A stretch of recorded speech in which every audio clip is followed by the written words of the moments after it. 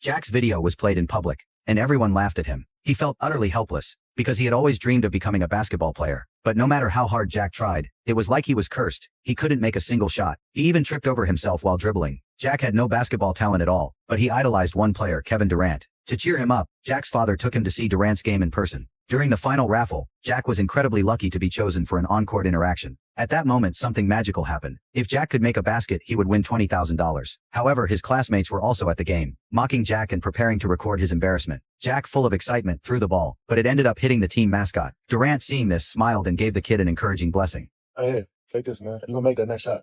I wish I had your talent. I wish I can give it to you, man. But look, hard work beats talent, and talent fails to work hard. Yeah.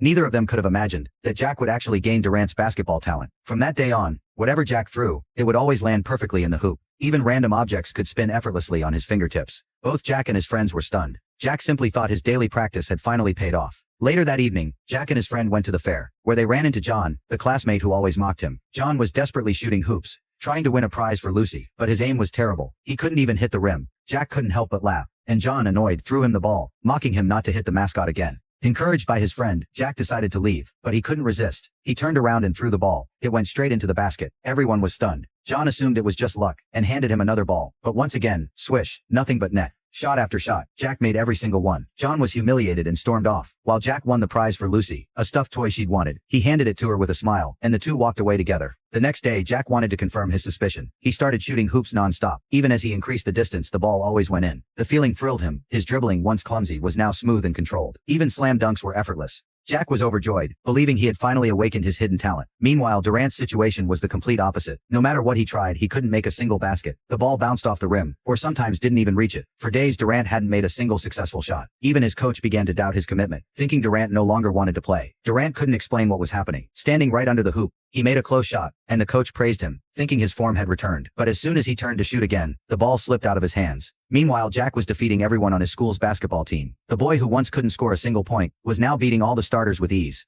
Finally, the two coaches challenged him together, but Jack broke through their defense effortlessly and finished with a powerful dunk. That moment made him the newest member of the school team. Durant's life, however, continued to spiral. Even a simple commercial took dozens of takes. He couldn't land a shot no matter what. Everyone thought he was being difficult, but he was genuinely trying his best. Soon, TV hosts began mocking Durant's sudden decline. No one understood what was happening to him. Jack, on the other hand, was unstoppable. He led his school team to victory after victory, advancing all the way to the national tournament. He became a campus hero, gaining fame and fans. His story spread to radio stations across the country and eventually caught the attention of Durant's assistant. The assistant began watching closely,